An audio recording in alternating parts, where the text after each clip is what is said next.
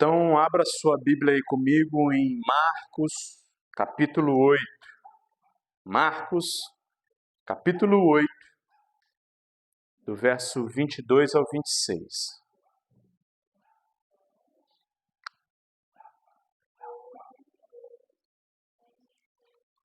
Amém? Todo mundo achou? Amém ou misericórdia? Amém? Então tá, amém. Vai falar o seguinte: eles foram para Betsaída e algumas pessoas trouxeram um cego a Jesus, suplicando-lhe que tocassem nele. Ele tomou o cego pela mão e o levou para fora do povoado. Depois de cuspir nos olhos do homem e impor-lhes as mãos, Jesus perguntou: "Você está vendo alguma coisa?" Ele levantou os olhos e disse: "Vejo pessoas, e elas parecem árvores andando." Mais uma vez Jesus colocou as mãos sobre os olhos do homem, então os seus olhos foram abertos, sua vista lhe foi restaurada, e ele via tudo claramente. Jesus mandou-o para casa, dizendo: "Não entre no povoado." Feche seus olhos mais uma vez. Senhor Deus e Pai, nesse momento, ó Deus, nós oramos ao Senhor, ó Pai, e pedimos, ó Deus, para que o Teu Santo Espírito, Pai, possa falar aos nossos corações, ó Deus. Tire, ó Deus, todo tipo de distração, ó meu Pai, tudo aquilo, ó Deus, que venha tirar a nossa concentração do Senhor, ó Pai, que o Senhor possa lançar fora, ó Deus, e a gente consiga compreender aquilo que o Senhor quer falar conosco essa noite, Pai. Em nome santo de Jesus. Amém e amém. Veja bem, o tema da nossa mensagem dessa noite pode ser o processo da cura. Como assim o processo da cura, John Lennon? Nós vemos um processo de cura acontecendo com esse cego. Jesus, ele cura vários cegos. Esse é apenas mais um que Jesus cura. E é engraçado que todos os momentos em que Jesus cura, ele usa uma estratégia diferente, uma maneira diferente. Nós vemos que o processo de cura desse cego foi totalmente diferente dos outros. Sempre que olhamos para Cristo e para o seu ministério, nós vemos ele fazendo algo de mais importante, que é o que a gente viu logo lá no início, quando a gente começou a estudar o Evangelho de Marcos. A gente viu que a principal tarefa dele foi pregar o Evangelho. A principal tarefa de Jesus e missão de Jesus foi descer nessa terra, proclamar a verdade, proclamar o Evangelho, para que as pessoas se arrependessem. Essa é a mensagem do Evangelho, uma mensagem de arrependimento.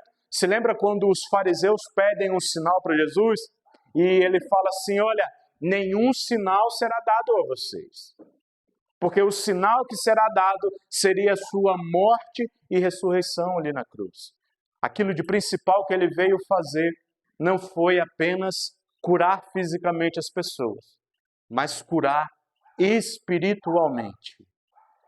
Nós vamos ver que numa interpretação aqui rasa dessa passagem, o que a gente logo entende de cara? Olha, John Lennon, a gente entende de cara que Jesus, ele curou um homem, que Jesus tem poder para curar. Glórias a Deus, Jesus tem poder para curar. Mas quando a gente começa a interpretar e começa a meditar e começa a olhar profundamente nesse texto, a gente consegue observar coisas muito mais profundas que dizem respeito a não apenas a cura física, mas a cura espiritual. Jesus, ele está mais importante da cura espiritual. Quer dizer que Jesus vai me ver sofrendo o resto da minha vida e não vai me curar? Não, eu não estou dizendo isso. Ele pode, e eu creio que ele tem poder para fazer isso. Afinal de contas, era isso que ele fazia o tempo todo. Mas eu quero falar para vocês e para mim mesmo essa noite, que o principal não é isso. O principal não é a cura física. O principal que Jesus veio realizar na nossa vida é a cura espiritual. porque aí diz respeito à eternidade. Diz respeito aonde eu vou estar depois desse plano aqui. Muitas pessoas acham que morreu, acabou. Mas não é. Morrer é uma passagem de estágio. Morrer é ir para outro lugar depois disso daqui. Não é que acabou aqui, pronto, a vida é uma só e acabou e pronto. Não é bem assim. Depois daqui, nós iremos para um outro lugar. E aí vai definir como nós vivemos aqui e agora, para onde nós iremos. E é claro que Jesus, ele prega a palavra, ele anuncia o evangelho, mas ele faz milagres por toda parte. Em todos os momentos a gente vê Jesus curando pessoas e mais pessoas. Todas as curas de Jesus não estão escritas nesse livro, porque eu não lembro quem falou, mas nas escrituras fala, olha, se tivesse registrado tudo aquilo que ele fez, não caberia em nenhum livro, porque ele fez muitas coisas. O principal que diz respeito à salvação, aquilo que nós precisamos saber, aquilo que nós precisamos entender, estão aqui nas Escrituras, registrado para nós. Quando olhamos para a cura de Jesus, cada cura e cada milagre que ele realiza é um diferente do outro. Jesus não usa a mesma estratégia, Jesus não usa a mesma jeito. Mas por que, John Lennon? Porque existe um processo, Jesus usa um processo diferente para cada um. Jesus, ele trabalha primeiramente na pessoalidade. John Lennon, o que é pessoalidade? Ele é um Deus pessoal, ele trata cada um como único. Afinal de contas, nós somos únicos.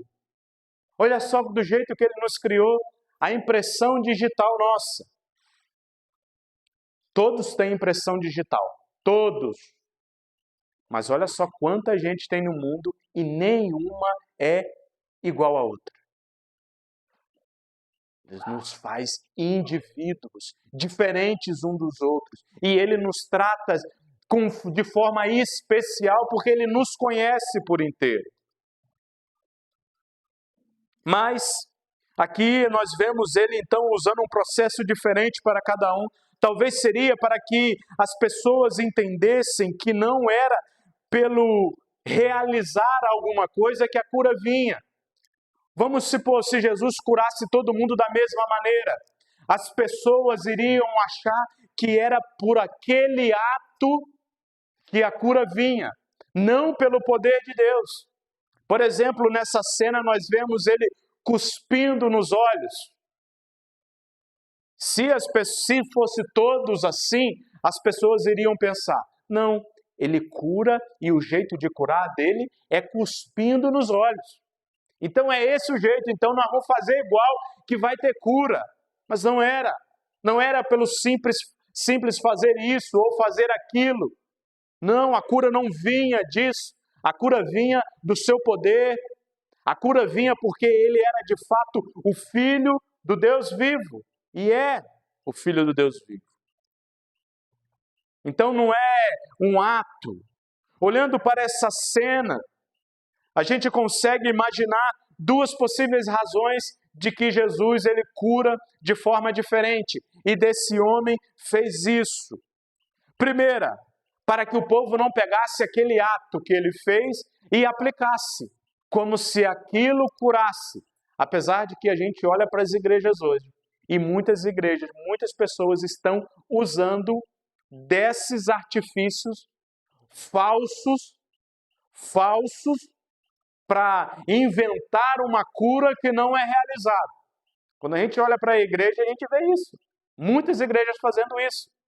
Eu já vi o absurdo de um pastor pegar uma água, molhar a boca e cuspir na boca do outro. Nojento isso. E as pessoas estão sendo enganadas. E as pessoas estão achando que isso cura. Talvez o desespero é tão grande que leva elas a se submeter a uma atrocidade dessa. Mas não é sobre isso. Jesus, ele tinha um motivo por ter feito isso. E quando a gente mergulha no texto, quando a gente se aprofunda no texto para entender, a gente vê o porquê ele faz isso. A gente começa a entender o porquê que ele fez isso. Primeiro, então, Jesus usa de maneiras diferentes, talvez para que não se tornasse uma regra religiosa, para que os religiosos não pegassem. Apesar de, como eu falei, eu penso que hoje muitos olham para as Escrituras e pegam essas regras e fazem isso. Quando veem Pedro, se eu não me engano, a roupa de Pedro, a sombra de Pedro curava as pessoas. E aí hoje o que as pessoas fazem? Pega a roupa, pega o suor do pastor, porque o suor do pastor é santo, e vai curar. Vai nada, mentira. Vai pegar micose, é fedido. Não acontece isso, de maneira nenhuma. Então Jesus faz de maneiras diferentes para as pessoas não pegar aquilo como um modelo. Não tem um modelo de cura. Jesus, ele tem poder para olhar para aquele cego naquele lugar e estalar os seus dedos e o cego ser curado. Mas ele age de uma maneira totalmente especial para aquele cego. Ele age de uma maneira que aquele cego conseguiria compreender o porquê Jesus Cristo estava tomando aquele processo e aquele procedimento. Segundo, para nos mostrar que Jesus trabalha de maneira diferente na vida de qualquer pessoa. Jesus, ele trabalha diferente na minha vida, na vida da Aparecida, na vida da Aline, de maneira diferente. Ele não trabalha nas nossas vidas de maneira igual. Como assim, John Lennon? Então Jesus faz acepção de pessoas? Ele escolhe? Não. O que eu estou dizendo aqui é porque ele trata a pessoalidade. Ele trata o íntimo do coração de cada pessoa. Ele sabe os meus medos, ele sabe os meus pecados, ele sabe os medos de cada um e os pecados de cada um. Por quê? Porque ele é um Deus pessoal. Ele é um Deus que trabalha com o indivíduo. A Bíblia vai falar que ele sabe quantos cabelos tem na nossa cabeça. Nas de um é fácil ele saber quantos tem. Nas de outro é mais difícil. Na minha que meu cabelo está ficando ralo, já estou partindo para não ter mais nenhum, fica fácil. Agora quem tem muito cabelo, né? Mas ele é Deus. Ele é Deus e ele nos conhece. Ele priva por um relacionamento, ele preza por um relacionamento íntimo. Dioneno, como você sabe disso? Olha lá no início de tudo, no Jardim do Éden, o que acontecia toda tarde, toda viração de tarde? Deus descia para conversar com Adão. Deus descia para ter relacionamento com Adão. E depois do pecado, é claro que Deus ele vai para o céu e a gente não vê relato mais dele descendo. Mas aí agora nós temos Jesus. E aí, através da oração e da meditação, nós temos um relacionamento com Ele. Mas Ele é um Deus relacional, que gosta de relacionamento. Nós encontramos uma primeira verdade aqui nesse verso 22, que vai falar assim: eles foram para um lugar chamado Betsaida, e algumas pessoas trouxeram um cego a Jesus, suplicando-lhe que tocasse nele. A primeira verdade que nós encontramos aqui é que um homem cego é levado até Jesus. Na semana passada, no culto de semana passada, na palavra de semana passada, a gente viu de quem nós devemos tomar distância, que é daquele ensinamento do fariseu e de Herodes, que é o mundo de hoje. Ele nos mostra de quem nós devemos fazer separação, devemos nos afastar. E agora aqui ele nos mostra de o que de fato é um verdadeiro amigo? Aqueles que nós devemos nos aproximar. Sabe por quê? Esses homens levaram esse cego até Jesus. Eles eram verdadeiros amigos. Com certeza eles ouviram falar sobre Jesus e eles falaram: olha, você não sabe, você não vai conseguir enxergar, mas a gente vai te levar até Jesus, porque a gente crê que Ele tem poder para curar. E levaram esse homem. E levaram esse homem até Jesus. Os verdadeiros amigos nos levam até Jesus. Os verdadeiros amigos clamam por nós, oram por nós. É isso que está falando nesse verso 22.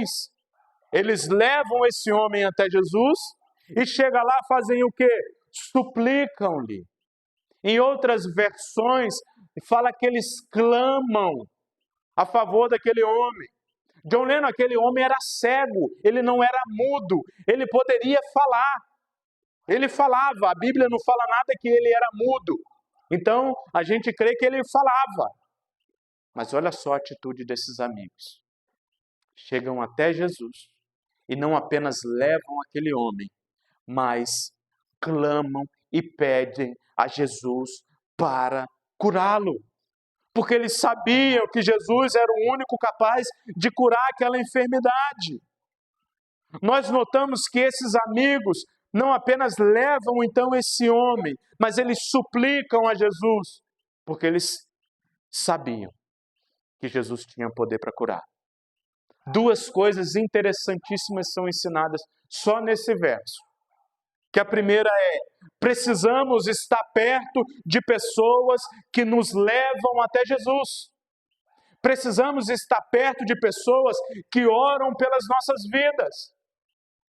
Amigos, quando a gente está pagando. Amigos, quando a gente está distribuindo. Está na festa, está pagando comida, pagando bebida. A gente tem um monte. Um monte. Mas esses amigos só estão com a gente porque a gente está ali. Vamos embora, vamos para a festa? Vamos. Eu já falei aqui várias vezes as amizades que eu tinha, que queria ir para a festa, mas na hora do aperreio do carro quebrado, ninguém queria consertar, me ajudar com nada. Amigos só quer estar com a gente, dependendo do amigo, nos momentos que a gente está bom, está com dinheiro, está pagando. Agora, quando a gente não está mais assim, esses fogem. Mas esses não são verdadeiros amigos. Esses são oportunistas. Carrapatos. O que carrapato faz? Carrapato ajuda a gente em alguma coisa? Só suga o sangue. Só. Deixa ele lá, posado em você, para você ver. Você não vai sugar até a última gota do seu sangue. Não vai porque ele é pequeno. E não vai conseguir beber o sangue todo. Mas se tiver um bocado de carrapato, dá até anemia, de tanto que suga o sangue.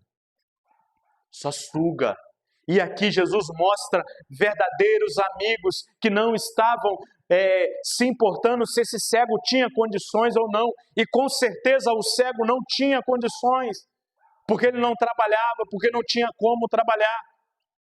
Naquela época não tinha lugar para dar trabalho para os enfermos, para aqueles que têm algumas necessidades físicas. Não tinha. Então, com certeza, ele não tinha dinheiro, não tinha nada, mas ele tinha verdadeiros amigos. E aí o que mais importa para a gente é ter verdadeiros amigos.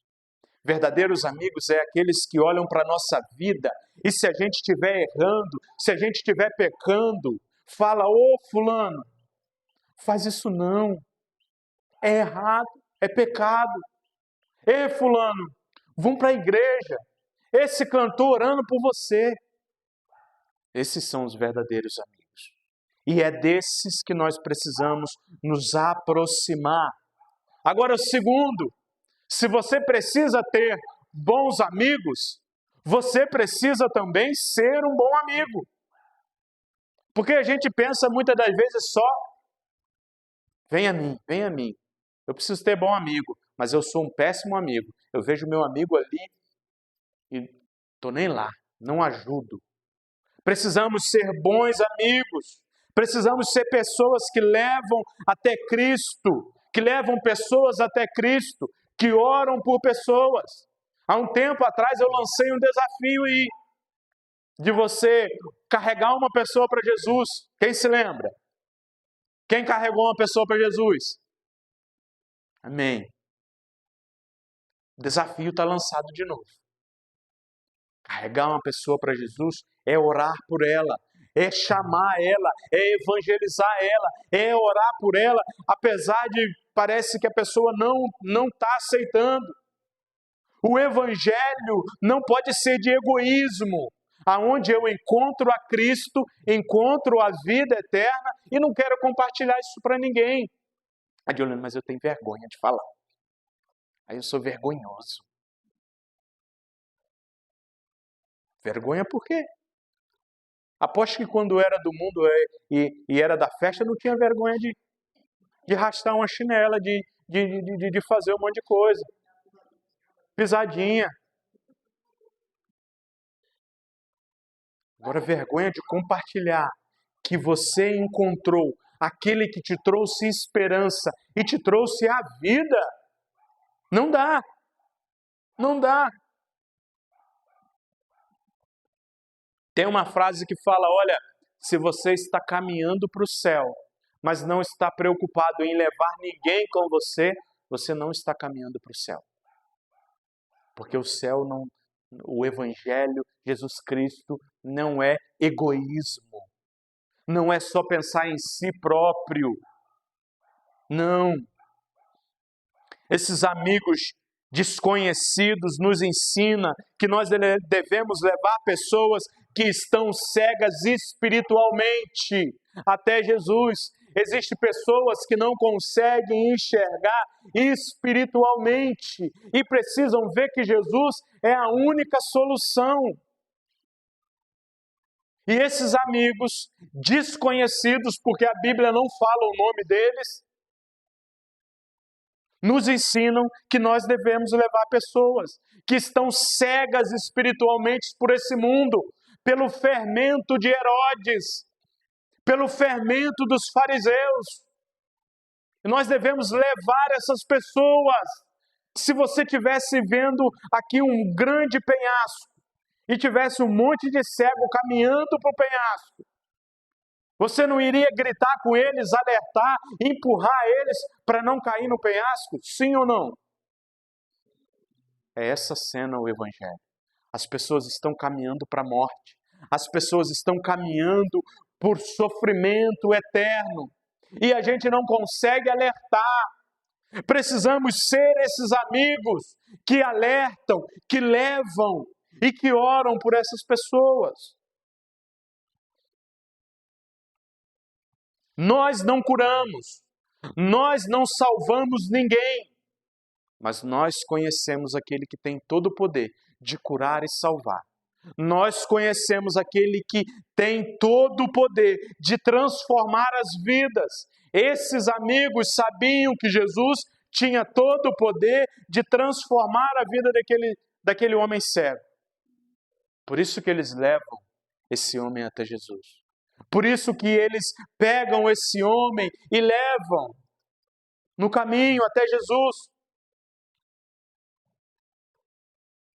Se sabemos de que Jesus é o único que pode fazer isso, por que ainda não estamos orando por pessoas? Se nós sabemos que Jesus é o único que é capaz de salvar, por que nós não estamos anunciando o Evangelho para as pessoas? Por que nós não estamos falando e orando por pessoas? Está na hora de virar uma chave na nossa mente. O mundo vai de mal a pior. O mundo está caminhando para a morte, está caminhando para a perdição. E nós precisamos alertá-los, assim como esses amigos. Se de fato acreditamos que Jesus salva, por que não estamos levando? Das duas, uma. ou as duas. Não somos amigos de verdade e não estamos nem aí para a vida do outro. Ah, fulano está na bebedeira, tá se drogando, está se prostituindo. Ah, deixa para lá, o problema é dele. Não temos que alertar. Alertar é é o que devemos fazer. Se não quiser, não quero porque não quero. Mas já é a pessoa com Deus. Mas devemos alertar e orar. Das duas, uma. Ou nós não somos amigos de verdade, ou nós não acreditamos no poder de Jesus Cristo. Vocês acham que se esses amigos aqui não acreditassem que Jesus tinha poder, eles levariam aquele cego até Jesus? Não. De maneira nenhuma eles levariam esse homem até Jesus. Se eles não tivessem fé, se eles não tivessem esperança de que Jesus poderia curar aquele homem. E agora nós entramos aqui no processo que Jesus usa para curar esse homem. Do verso 23 ao 25 é esse processo. Vai falar assim: ele tomou o cego pela mão e o levou para fora do povoado. Todas as frases aqui são importantíssimas. Depois de cuspir nos olhos do homem e impor-lhes as mãos, Jesus perguntou: você está vendo alguma coisa? Ele levantou os olhos e disse: vejo pessoas, elas parecem como árvores andando. Mais uma vez Jesus colocou as mãos sobre os olhos do homem. Então seus olhos foram abertos e sua vista lhe foi restaurada. E ele via tudo claramente. Jesus mandou-o para casa dizendo: não entre no povoado. Olha o que Jesus faz. Pega esse homem pela mão e leva para fora do povoado. E leva para um lugar, provavelmente, aonde estaria só eles. Longe daquele povo. Longe de dentro daquele lugar. Algumas coisas aqui a gente pode perceber o porquê Jesus fez isso. Porque ele não queria, primeiramente, que a multidão o vissem como apenas um operador de milagres. Jesus não queria ver isso. Que a multidão só chegasse por ele porque ele curava. Apesar disso acontecer em várias cenas, Jesus ele não quer dessa maneira. Sabe por quê? Porque, como eu já falei, o principal que ele veio fazer aqui foi nos salvar, foi nos perdoar. Não um guru que nos dá tudo. Ah, eu quero isso. Toma. Isso aí é a historinha do gênio da lâmpada mágica. Que você esfrega ela, ele aparece lá, ele faz 3 pedidos que você desejar. Esse não é Deus, não.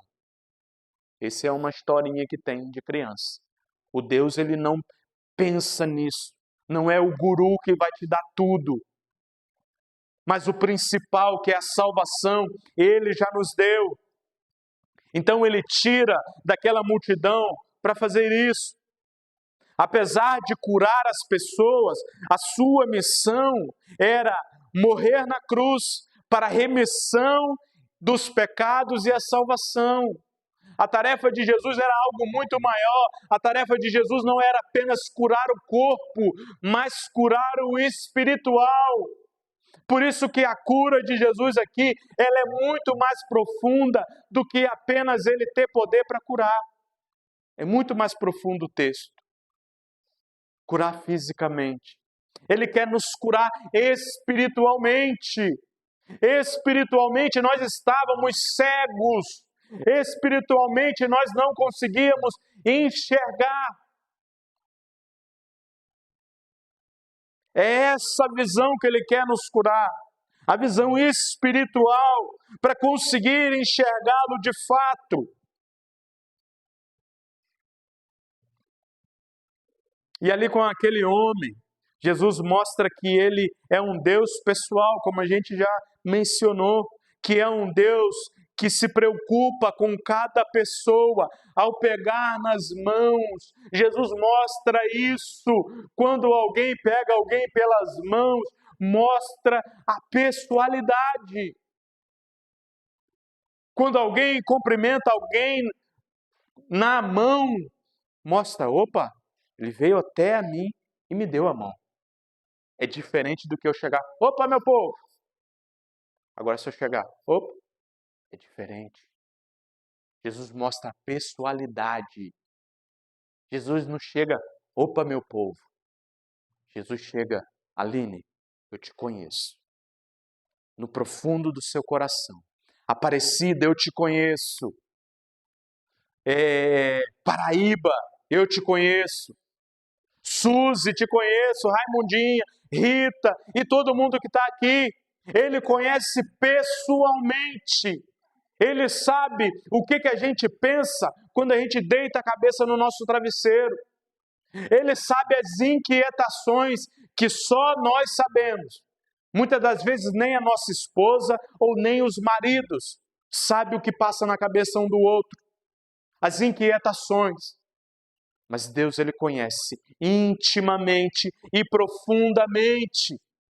Ele nos conhece por inteiro, e quando Ele pega esse homem pela mão, Ele mostra que conhecia aquele homem, que tinha um carinho pela vida daquele homem. Imagina, Jesus curou muita gente. Ele podia ter falado assim, está curado. Está curado. Pegado o paletó e feito como muitos que fazem, joga para um lado, todo mundo cai.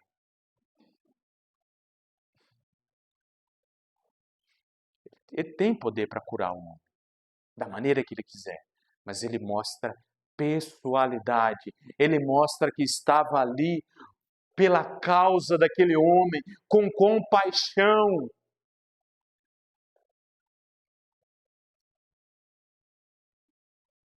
Ele é um Deus que cuida da individualidade de cada um, nos conhece no íntimo de nossos corações, pega pelas nossas mãos para nos curar, para nos salvar, para nos perdoar. E nós podemos crer nisso, que Ele tem poder. Ele é poderoso. E agora nós vemos algo que, para a gente, é nojento. John Lennon, mas é Jesus. É Jesus, mas Ele era homem também. É nojento cuspir nos olhos. Por que John Lennon, Jesus cuspiu nos olhos daquele homem? Em nenhum outro Ele faz isso. Tem um que Ele faz lá um lodo com a saliva e com a terra, e depois passa na mão no olho do cego, e com esse Ele faz isso, cospe. É isso que a palavra fala, olha, depois de cuspir nos olhos do homem, impor-lhes as mãos, Jesus pergunta se ele estava vendo alguma coisa. John Lennon, por que Jesus faz algo tão nojento? Sabe por quê? Porque naquela época a saliva era considerada como um remédio para os olhos. Por isso que Jesus fez isso. Era considerado como um remédio. Então Jesus cospe nos olhos daquele homem para ele ter algo. Ele não conseguia enxergar. Ele só conseguia ouvir Jesus. Então Jesus faz algo palpável para que a fé daquele homem fosse aumentada. Porque ao receber o cuspe de Jesus nos olhos, ele começou a entender, opa, a fé dele começa a aumentar.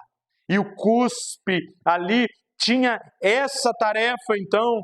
Então, quando você lê isso aqui e vê essa coisa nojenta que está acontecendo, tenha em mente isso.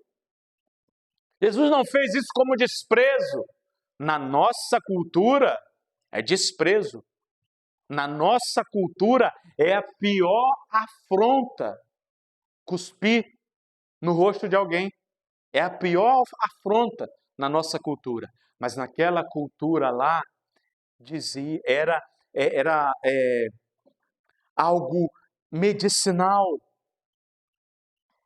Jesus usou um método diferente, mas tinha algo medicinal na saliva. Era uma crença curiosa no poder curativo da saliva. Então, por isso que Jesus usa isso. Para cada um dos 7 milagres de cura aos cegos no Novo Testamento. No Novo Testamento, existem 7 curas de cegos. Ele usa uma maneira diferente para mostrar algo diferente, para mostrar uma profundidade, para mostrar algo muito maior do que apenas o poder dele de curar.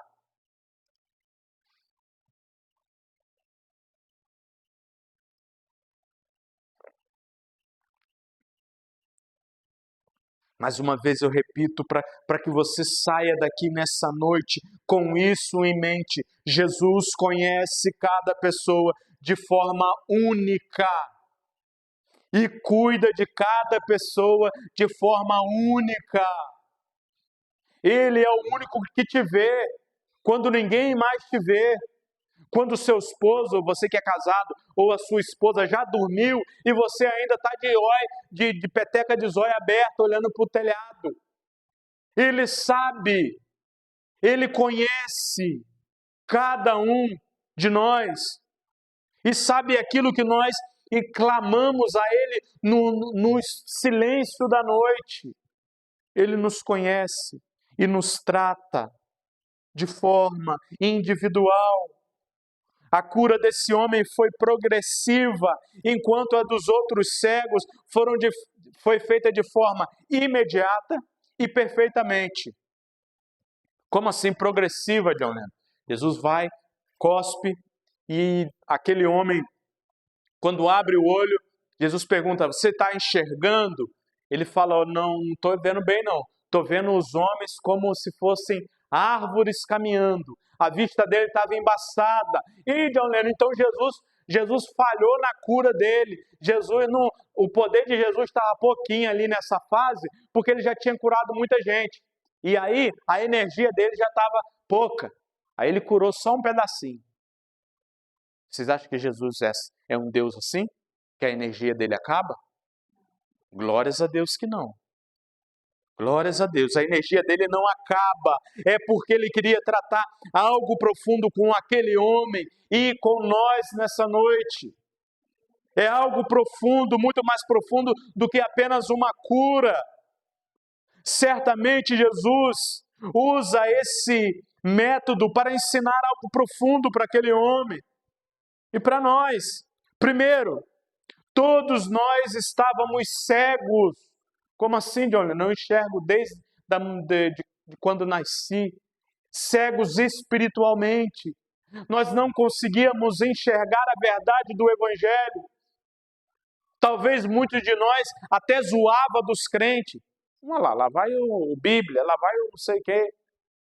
Estávamos cegos espiritualmente, mas quando Jesus começa a vir para a nossa vida e o Espírito Santo começa a trabalhar no nosso coração, nós começamos a enxergar a Jesus Cristo.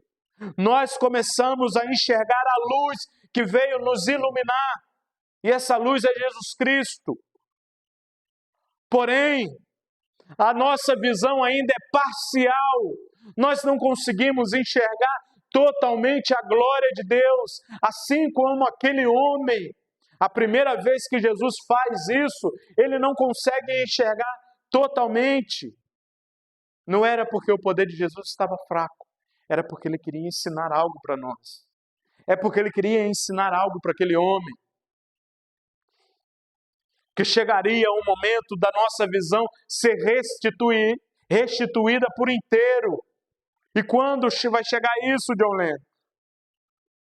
Só quando ele voltar para nos resgatar. Porque agora nós vemos só parcialmente a glória de Deus. Nós não experimentamos a glória inteira de Deus. Nós não experimentamos a visão espiritual completa. Porque nós não sabemos o quão profundo é o campo espiritual. Nós não enxergamos por inteiro. A nossa visão é parcial. Essa é a nossa condição antes da glorificação. John Lennon, o que é glorificação? Quando Jesus voltar para nos resgatar. Isso é a glorificação.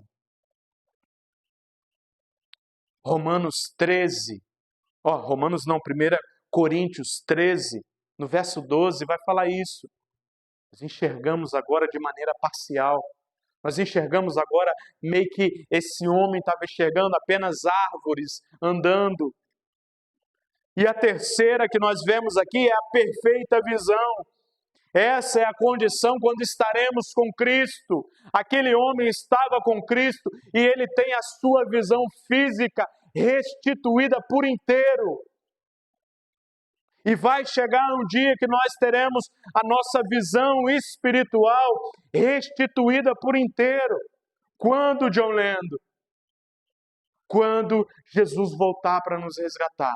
E aí nós veremos Ele, aí nós veremos a glória dEle, aí nós estaremos com Ele nos céus. E nós não temos dimensão do tamanho que é isso. Se nós tivéssemos dimensão, agora a gente estaria glorificando a Deus. Você pode glorificar a Deus, pode falar um glória a Deus, gente. Vai ser tremendo naquele dia, onde a gente vai poder ver a Ele completamente. Aquele homem, na segunda vez que Jesus impõe as mãos nele, ele consegue ver Jesus completamente. Ele consegue ver Jesus na sua frente. Ele consegue enxergar a Jesus. Agora nós não vemos Jesus fisicamente, mas vai chegar um momento que nós vamos vê-lo. Vai chegar um momento que nós vamos estar com Ele. Veremos toda a sua glória. E essa é a nossa esperança, amados. Vai chegar um dia que nós estaremos com Jesus Cristo e todas as coisas passarão. Tudo isso, todo o sofrimento, toda a cegueira, todo o sofrimento físico vai passar. E nós estaremos com Cristo, nós estaremos ao lado do Pai. Não haverá mais sofrimento.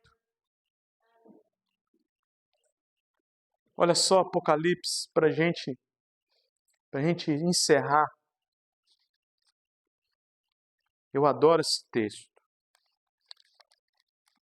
Apocalipse 21. Apocalipse 21.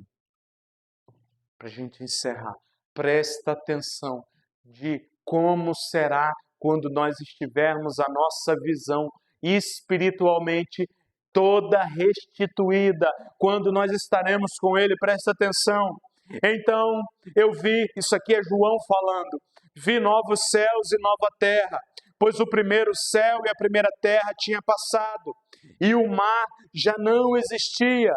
Vi a cidade santa, a nova Jerusalém que descia dos céus, da parte de Deus, preparada como uma noiva adornada para o seu marido.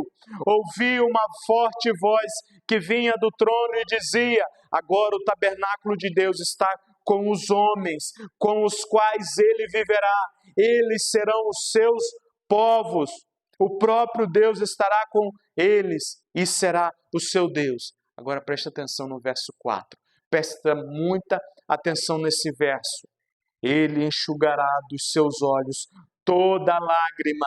Não haverá mais morte, não haverá mais tristeza, não haverá mais choro nem dor, porque a antiga ordem já passou. Isso é quando nós estivermos com Ele na glória. Não haverá mais choro, dor, sofrimento. Tudo vai passar. E essa é a nossa esperança, que no dia que estivermos com Ele, a nossa visão vai ser toda restituída. O nosso corpo físico vai ser todo glorificado. Não haverá mais dor, morte, o choro da morte não haverá mais, porque estaremos com Ele, estaremos com Jesus Cristo. Glórias a Deus. Feche os seus olhos. Senhor Deus e Pai, Deus, quão maravilhoso o Senhor é, ó Pai. Quão grandioso o Senhor é, ó Pai. Deus, nós queremos aquele dia, ó Pai, estar com o Senhor, ó Pai, aonde a nossa visão espiritual vai ser completamente restaurada, ó Pai, e vamos conseguir ver a Tua glória, meu Pai. Ó Deus, nós não temos noção, ó meu Pai, e nós não temos, ó Deus querido, como medir a tamanho da Tua glória, Pai. Mas nós oramos, ó Pai, e pedimos ao Senhor, ó Pai, para que nós venhamos estar, ó Deus, nesse grande dia, Pai, aonde o Senhor vai restaurar todas as coisas, aonde o Senhor vai ser a luz que ilumina, ó Pai. Deus, não nos deixe, ó Deus, se perder pelo caminho, Pai, mas que nós venhamos, ó Deus, estar com o Senhor, em nome santo de Jesus.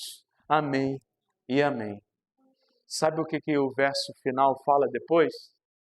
Jesus fala com ele, olha, vai para casa, não entra no povoado não, vai para casa. Isso significa, vai para casa festejar com seus familiares, vai para casa se alegrar, porque a sua visão foi completamente restituída. É isso que nós faremos quando estivermos com Ele. Nos alegraremos, porque a nossa visão foi completamente restituída. Amém? Glórias a Deus. Amém.